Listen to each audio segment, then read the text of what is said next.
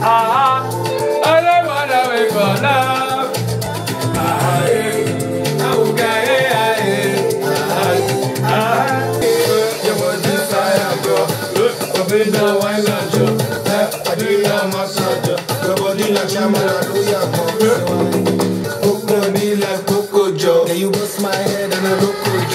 Hey guys, welcome back to another video. Today I'm going to be speaking about a story time that I actually haven't done. I kind of briefly spoke about this in one of my videos earlier in the year, I think a couple months ago, and I feel like now is the perfect time to kind of share what's been going on, what kind of happened to me earlier on in the year this year. Now, before we even get into this video, don't watch how crazy I look like.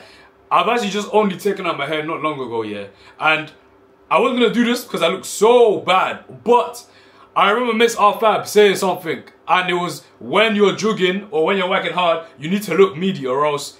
Oh, I forgot the same. I'm going to put the clip in somewhere. I've been out here jogging. So when I'm jogging, I'm not trying to look good when I'm fucking jogging. But right now it's winter arc. Right now we're working. Yeah, so I don't have time to look good. Yeah, I don't have time to... I don't have oh God, my head can shake. I don't have time to look good. Yeah, so that's why I'm looking at this one. Please excuse how ugly I look, but to be honest, I think I wrote the floor really well.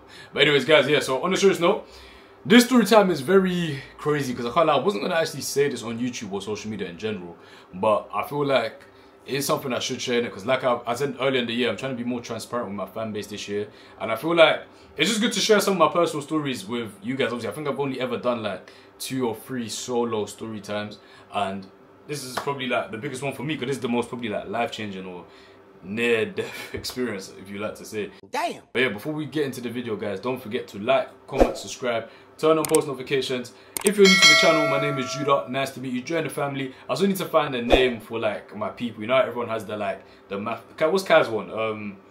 I forgot Kai's one. You know what I mean? Like, everyone has the name for their people that watch them.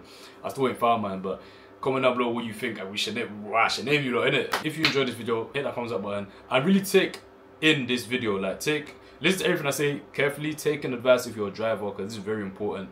And let's get into it. If you've seen the thumbnail and title, you know that I'm going to be speaking about my car accident that I had earlier in the year this year. As you all know, I bought a car earlier in the year around February times, and I've done a whole YouTube video on it of buying my dream car. It is a car that I really wanted for a long time, the 4 Series Grand Coupe. It's been a while since I was really wishing I had that. I've had 3 cars, if you don't know. Obviously, if you've been through my journey since the beginning, if you've known me and you've watched me for a while, you've known I had an Astra, I've had a BMW 1 Series, and I had a BMW 4 Series Grand Coupe, which is by far...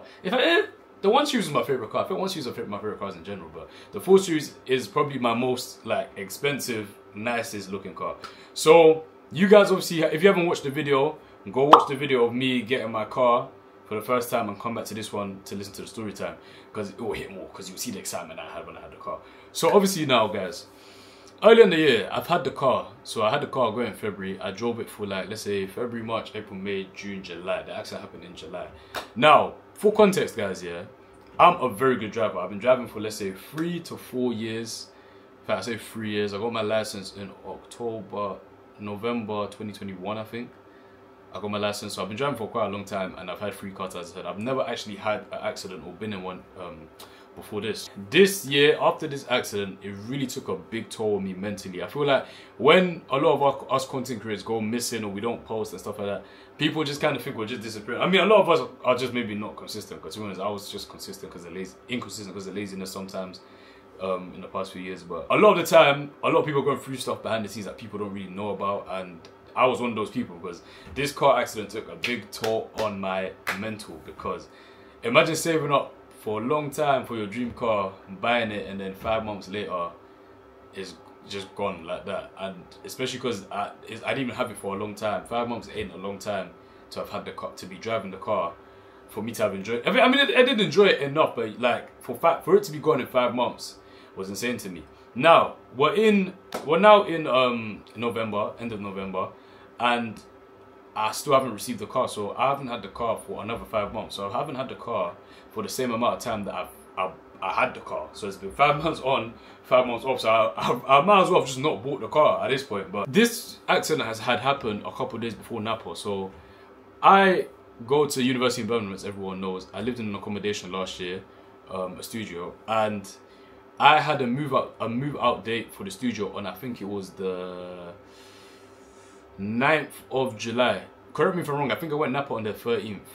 9th of July was when I was meant to move out of my studio. So obviously the way I planned my week is because I left a lot of my stuff in Birmingham because I didn't want to be moving, because I know the way I am, I go back and forth from Birmingham to London a lot, especially because like I like having my own space. I like just leaving and going all the way like back to Birmingham. So obviously I left my stuff there. I took majority of the stuff back to London before I left fully to come back to London for summer, before my tenancy ended. So my tenancy ended on the 17th of July. However, I already booked Napa. If you haven't watched my Napa vlog, go and watch that. That's one of the best vlogs I've ever done. I booked Napa from 13th to 19th. So as you can already tell from the dates, I wouldn't have been in Birmingham at the time of the move out date. So they would have thrown my stuff away regardless, like whether I was there or not. They would have thrown my stuff away if I hadn't come back to move out my stuff. So the way I planned my week was, cool, Judah, on the 9th of July, you're going to go back to Birmingham and you're going to move your stuff back out to London so that you have enough time, you sort everything out to go Napa, rest your head, enjoy yourself, you'll be fine. You've done what you needed to do in London, you're now good to go and party, jaya on holiday. Oh my god, that holiday was amazing. I'm going to share some clips right now for you guys to see that. And if I keep moving, it's because I'm using my facial movement on my Osmo. But anyways, so 9th of July, I've now obviously planned my week. Prior to this, a lot of stuff was going left already, and if I'm gonna show a picture, I don't know if I have a snap picture, but I was on the phone to Zay's one morning, yeah, I think it was like the 7th or 8th of July.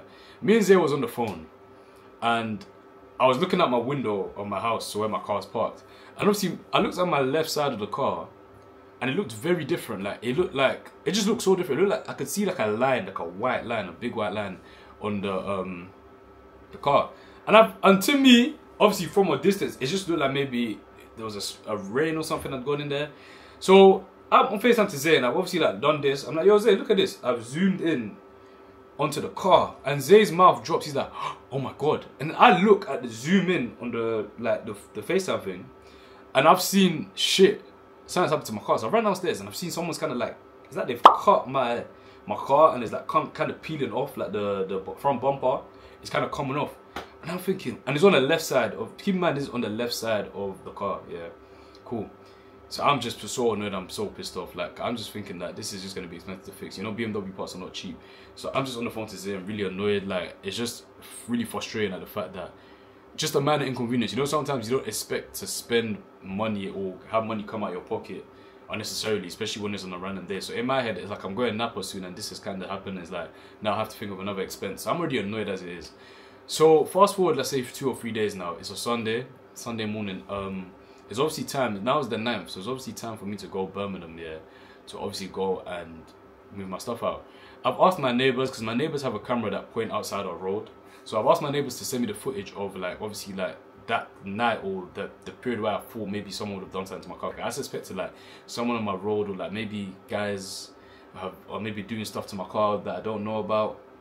And then my neighbour tells me that every time he walks past the car, he sees a lot of people like preying it, or like whenever he's at home, he sees a lot of people preying the car and stuff like that. Fast forward now, obviously I've now set out here to go Birmingham, and it's a bit crazy because when you think about it, this is the part that I think is a bit mad for me, because the day I left for Birmingham, it was raining in London, and I've always driven in the rain. That's not a problem. Like I said, I've been driving for a long time, so I've always driven in rainy conditions. I've always been someone that's been able to drive. I don't speed when it's raining, because I know when you speed when it's raining, it's very dangerous, because if you want to brake, the car might not move.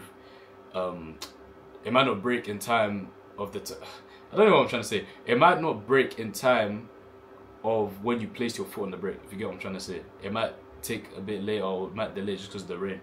So obviously I know how to drive in the rain. I'm very careful when I drive in the rain, especially when there's people in the car. So this day, one of my friends was even meant to come with me. Luckily, she didn't come with me, because god damn, that would have been peak. But I've obviously set out to leave for Birmingham at this time, and obviously it's a Sunday. Now, usually I would go church before leaving to go Birmingham or something like that. Yeah, this Sunday specifically, I decided not to go church. It was raining from, let's say, like 9 AM to, let's say, 1 PM, yeah. My church service would have been from 11 to 1. I left, let's say, London around 10 or 11, and that's the around time I left London. So I missed church to go back to Birmingham, which I didn't really have to. I think that day I just didn't want to go to church. I think I decided to leave early. So I've obviously set out to leave here, and to keep in mind, I've said the rain started from 9 AM and ended at 1 roughly. It's really pouring, like the rain's really bad, and I'm driving slowly. So I'm now on the I think it's the M5. Like I'm driving, I think it's like near Harlow or Harrow, one of them areas that are outside London. Yeah, I'm around that, like that motorway. That's where I am when I'm going towards Birmingham. So I took that motorway to Birmingham, and I'm like I've just left London. I'm on the edge of London, but I'm just in Harrow or Harlow, one of them areas. Like I know you know that area I'm talking about when it's just outside London. It was one of them, innit? I'm around there on the M-way. Obviously it's raining, so the car's driving slow. When I say slow, by the way, it's a 70 and I'm doing, let's say, 50. I think it was like 50, so obviously that's slow for a 70 miles per hour motorway. So I'm driving doing 50 on this motorway that's meant to be 70, and obviously I'm braking and everything's fine as like time is going on. And it comes to a point where I see like a line of cars. So it's like straight ahead of me. On my ways, they told me there was traffic oncoming. Straight ahead of me, I see a lot of traffic coming. So what I decided to do is I decided to slowly brake because I can see oncoming traffic. There's a car in front of me. I decided to slowly brake. My brakes, my car wasn't slowing down. I'm like, okay. Take my foot off, I brake again. Keep in mind, this is happening quite fast. It's not as slow as I'm saying it. Take my foot off, quickly brake again. It's not braking. I'm like, flip. So now it's a thing where it's like, now my car, as I'm braking, my car is sliding on the water. So like, my car is sliding. Oh, and I forgot to mention, I'm on the right lane.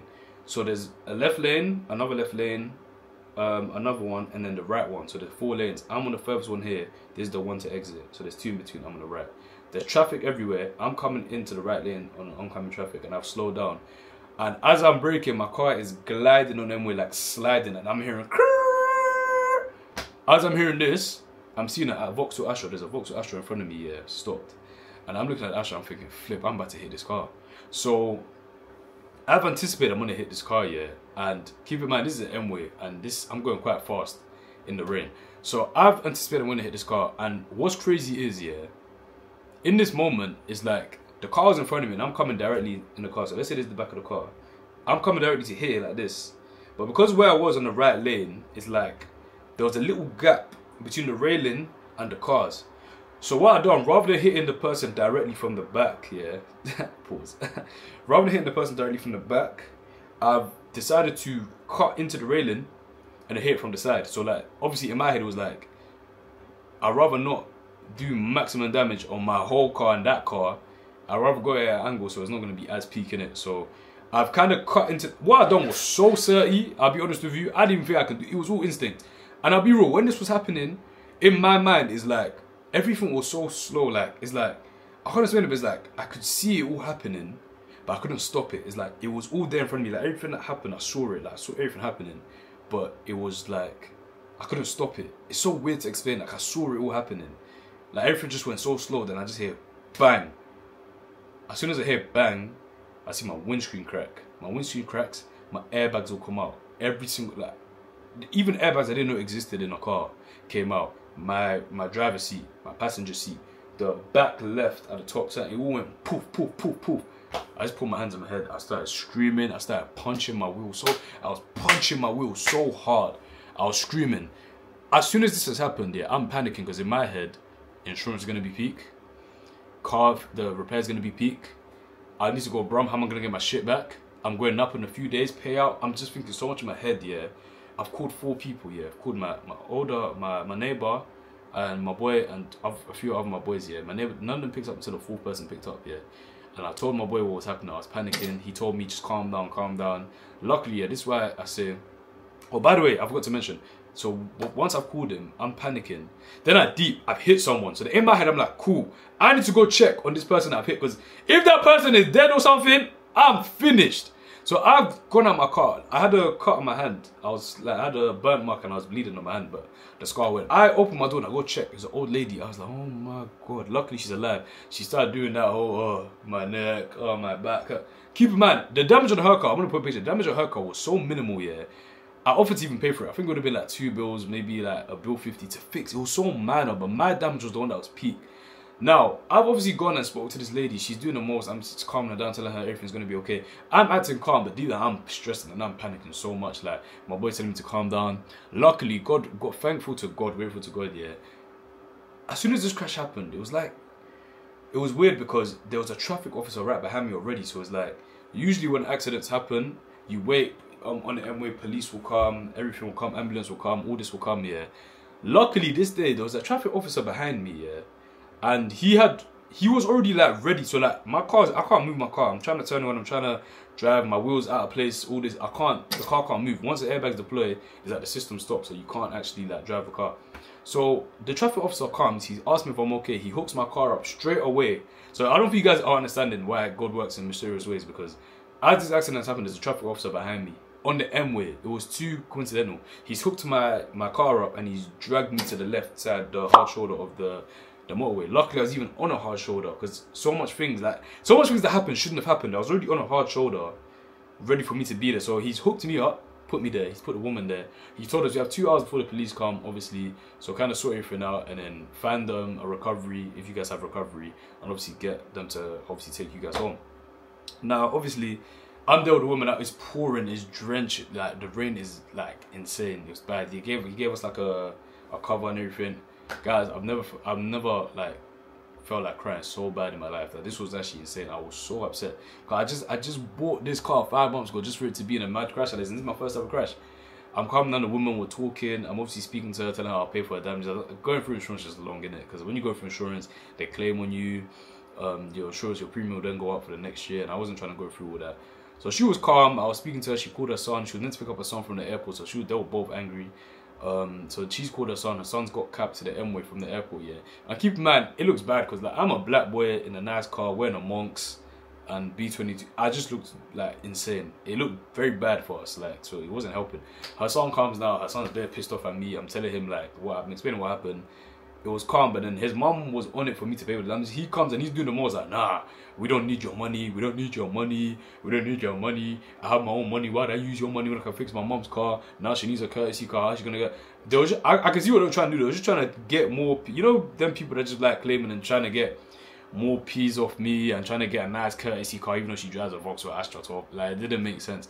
So obviously, I've called my parents now, and they've driven from church all the way from where the church was to the M-way. And my dad was obviously speaking to the people, and it just got long, innit? The son really wasn't trying to have it, and I hear it. Obviously he's angry because he was meant to get pissed off at the airport and he couldn't get pissed off at the airport. He had to get cabbed to the M-way, and his mom's obviously been in a crash. So I understand, innit? So that's why I wasn't too fussed, but this is where God came in clutch, because they were able to get their recovery and they were able to leave. Obviously exchanged details, took pictures, done everything. Me on the other hand, I didn't have any like recovery, so my dad tried to get his AA recovery onto my one to try help us. It was a Sunday, so lines were busy, people weren't trying to come.